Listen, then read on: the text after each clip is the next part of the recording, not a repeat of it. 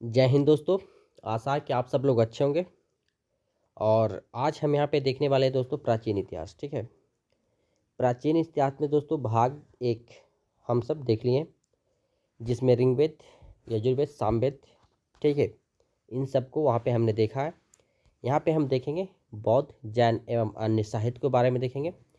और दोस्तों यहाँ पे जो विदेशियों का जो आए हैं भारत में और उनसे जो लिखे हैं, उनसे जो साक्ष्य प्राप्त हुआ है, उसके बारे में हम यहाँ पे देखने वाले हैं। तो दोस्तों कहा जाता है कि जातक में बुद्ध की जो पूर्ण जन्म की कहानी वर्णित किया गया है। ठीक है, और हिनयान का जो प्रमुख ग्रंथ है दोस्तों वह कथा वस्तु है। इसमें महात्मा बुद्ध के जीवन का जो वर्णन अच्छी तरीके से किया गया है। मतलब महात्मा बुद्ध के बारे में जन्म कब हुआ, कैसे हुआ, ज्ञान की प्राप्ति, उनकी मृत्यु कैसे हुई और उससे वह आगे कैसे कुछ कुछ हुआ, सब कुछ यहाँ पे वर्णन किया गया है। ठीक है, वह दोस्तों जैन साहित्य को आगम कहा जाता है। ठीक है, जैन साहित्य को क्या कहा जाता है? आगम कहा जाता है। जैन धर्म का जो आरंभिक इतिहास है वह कल्प सूत्र है। ठीक है, जैन धर्म का जो आरंभिक इतिहास है वह कल्प सूत्र है। और आगम में दोस्तों जैन साहित्य को आगम के रूप में जाना जाता है। ठीक है, अर्थशास्त्र के दोस्तों यहाँ पे लेखक कौन है? तो चाणक्य हैं। ये प्रश्न में पूछा जाता है दोस्तों कि अर्थशास्त्र लेखक कौन है? तो चाणक्य हैं। यहाँ पे संस्कृत साहित्य में ऐतिहासिक घटना के क्रमबद्ध लिखने का जो सर्वप्रथम प्रयास किया गया था वह है कल्हण के द्वारा। कल्हण के द्वारा जो रचित पुस्तक है वह है राजतंत्र रंगनी है।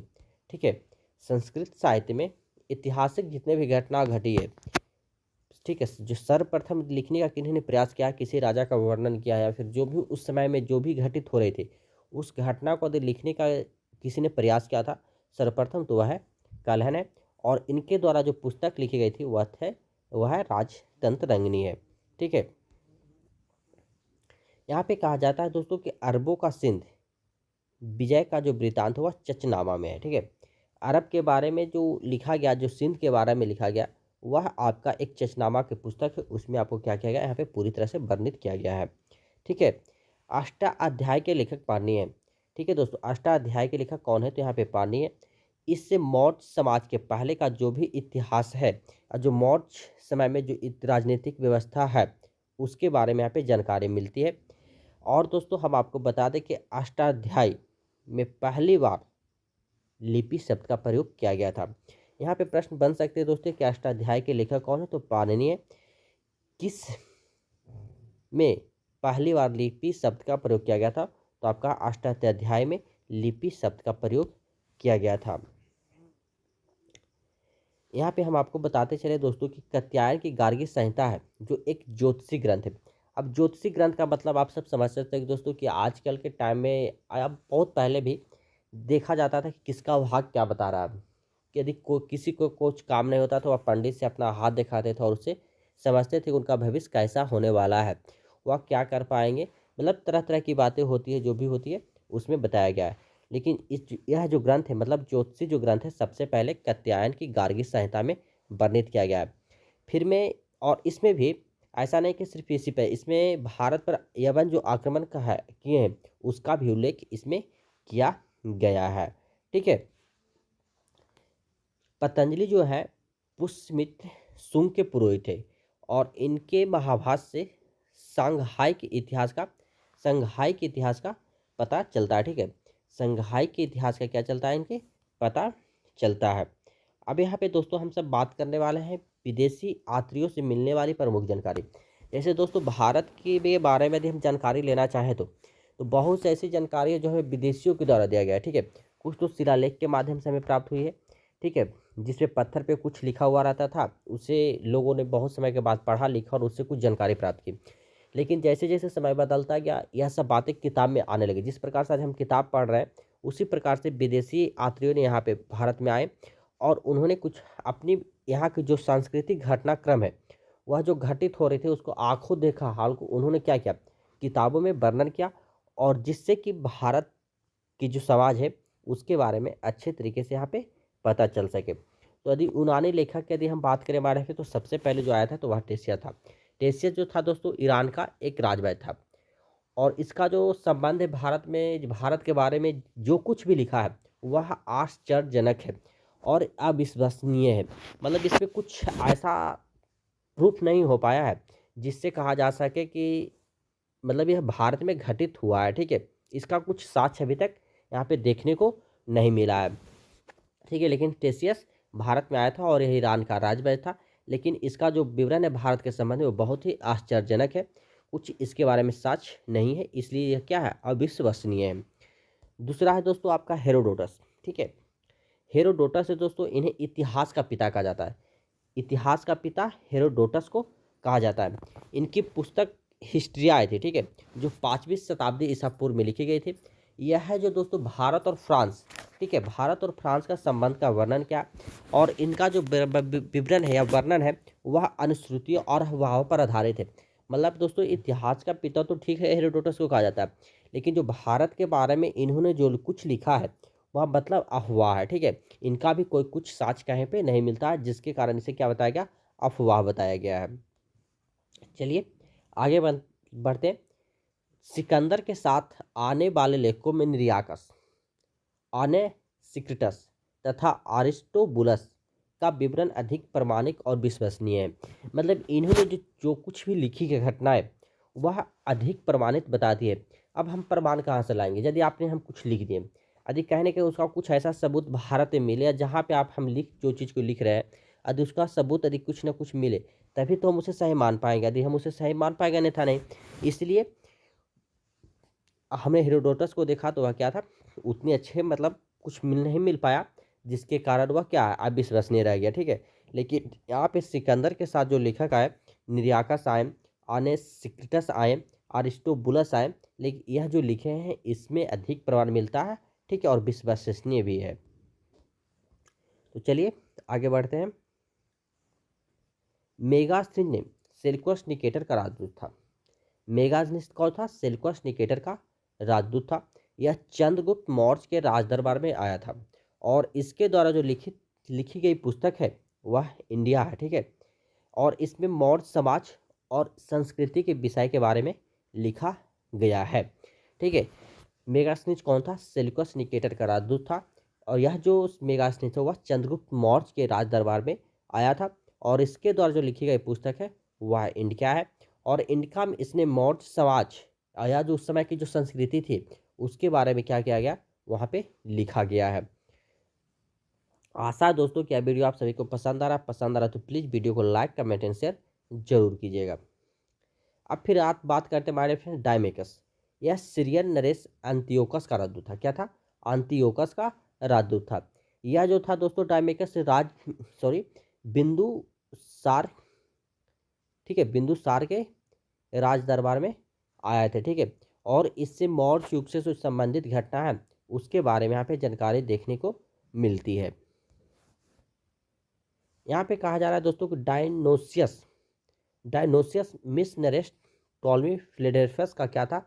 फिलेडेल्फस का राजदूत था, जो अशोक के राज दरबार में यहाँ पे आए थे। टॉलमी का भारत का भूगोल नामक पुस्तक लिखी थी, ठीक है। टॉलमी ने भारत का भूगोल नामक पुस्तक लिखी थी। प्लिनी ने प्रथम शताब्दी में नेचुरल हिस्ट्री नामक पुस्तक लिखी। इसमें भारतीय पशुओं, पेड़ पौधों, ठीक है, यहाँ पे पेड़ पौधों आदि का उल्लेख का वर्णन यहाँ पे देखने को मिलता है। अब यहाँ पे हम बात करने वाले हैं हमारे फ्रेंड्स चीनी लेखक के बारे में। इनकी भी जो भूमिका है दोस्तों वह बहुत ही महत्वपूर्ण है, ठीक है। तो फाहियान एक चीनी यात्री था जो गुप्त नरेश चंद्रगुप्त द्वितीय के दरबार में आए थे, और फाहियान लगभग दोस्तों 14 वर्षों तक भारत में रहा, ठीक है। 14 वर्षों तक भारत में रहे और यहाँ की जनता की जो सुख और समृद्धि है उसके बारे में यहाँ पे बताया गया। इनके अनुसार दोस्तों की जो भारत का चंद्रगुप्त द्वितीय के समय में भारत की जो जनता थी बहुत सुखी और बहुत ही समृद्ध थी, ठीक है। संयुगर है दोस्तों जो 518 ईस्वी में भारत आए और अपने 3 वर्षों की यात्रा में इन्होंने सिर्फ बौद्ध धर्म पे अध्ययन किया और उनके बारे में जितनी भी जानकारी थी वह सब एकत्रित किए और क्या हुए, फिर अपने देश को लौट गए। यहाँ पे बात करते हैं हमारे फ्रेंड्स हेनसोंग तो दोस्तों जो हर्षवर्धन के शासनकाल में भारत आए थे। 629 ईस्वी में चीन से भारतवर्ष के लिए प्रस्थान किया।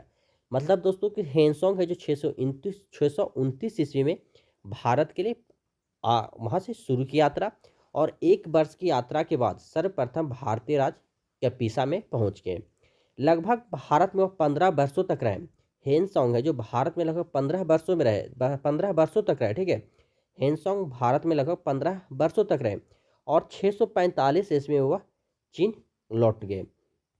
उनके समय में नालंदा विश्वविद्यालय बौद्ध ग्रंथ को एकत्र करने के लिए आए थे। इसका भ्रमण वृत्तांत जो है सी यू की, ठीक है, सी यू की के नाम से जाना जाता।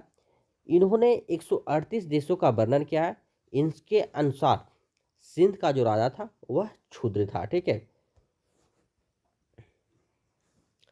इतिसंघ 7वीं शताब्दी के अंत में भारत आए और इतिसंघ नालंदा विश्वविद्यालय, विक्रम विश्वविद्यालय और अपने समय में भारत की जो भी घटनाएं घटित हो रही थी उसके बारे में इन्होंने वर्णन किया है।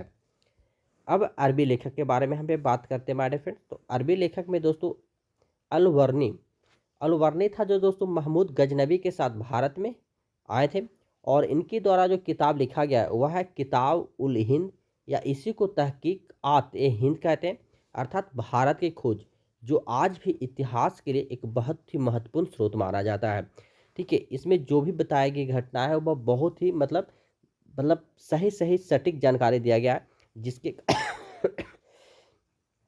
सॉरी जिसके कारण इतिहास को कुछ भी खोजने की यदि रहती है तो वह बहुत ही महत्वपूर्ण भूमिका यह किताब निभाता है आज भी। एक इब्न बतूता, ठीक है, इब्न बतूता एक अरबी लेखक है।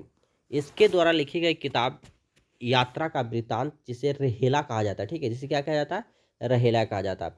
14वीं शताब्दी में भारतीय उपमहाद्वीप के सामाजिक सांस्कृतिक जीवन के विषय में बहुत ही प्रचुर तथा सबसे रोमांचक जानकारियाँ देता है। 1333 ईस्वी में दिल्ली पहुंचने पर इसकी विद्वता को देखते हुए सुल्तान मोहम्मद बिन तुगलक ने उसे दिल्ली का काजी अर्थात न्यायाधीश नियुक्त किया था, ठीक है। इब्न बतूता एक अरबी लेखक था। इसके द्वारा जो किताब लिखा गया था वह था, इसने जो यात्रा किया और देखा समझा उसे लिखा, जिसे हम रहेला कहते हैं। और 14वीं शताब्दी में भारतीय उपमहाद्वीप के सामाजिक और सांस्कृतिक जो भी थी उसके बारे में बहुत ही रोचक जानकारियाँ इसने क्या क्या प्रदान किया, ठीक है। और 1333 ईस्वी में यह कहाँ पहुँच गया, दिल्ली पहुँच गया। और दिल्ली पहुँचने के बाद वह क्या हुआ, सुल्तान मोहम्मद बिन तुगलक से मिला। जब सुल्तान मोहम्मद बिन तुगलक से मिले तो इसकी विद्वता को देखते हुए सुल्तान मोहम्मद बिन तुगलक ने दिल्ली का काजी नियुक्त कर दिया, अर्थात न्यायाधीश नियुक्त कर दिया। अब अन्य लेखक के बारे में यहाँ पे हम बात करने वाले हैं हमारे फ्रेंड्स। तो अन्य लेखक में एक है दोस्तों तारानाथ। यह एक तिब्बती लेखक है। इसने कनयुगर या तनयुगर नामक ग्रंथ की रचना की। इसने भारतीय इतिहास के बारे में जानकारी यहाँ पे देखने को मिलता है। अब यहाँ पे हम बात करने वाले हैं दोस्तों मार्को पोलो। यह 13वीं शताब्दी के अंत में पांड्य देश की यात्रा पर आया था। इसका विवरण पांड्य इतिहास के अध्ययन के लिए उपयोगी माना जाता है। तो आई होप दोस्तों कि यह वीडियो पसंद आया होगा। पसंद आया दोस्तों तो प्लीज़ वीडियो को लाइक कीजिए, कमेंट कीजिए और अपने दोस्तों के पास शेयर जरूर कीजिए दोस्तों। आई होप दोस्तों कि इस पर आप सब लोग 10,000 के तक इस वीडियो को आप सब जरूर पहुँचाएंगे। और मुझे उम्मीद है कि इस वीडियो में आप सभी के अपार प्यार के लिए शुक्रिया। चैनल पे पहली बार है तो प्लीज़ चैनल को subscribe, like, comment and share जरूर करें। धन्यवाद।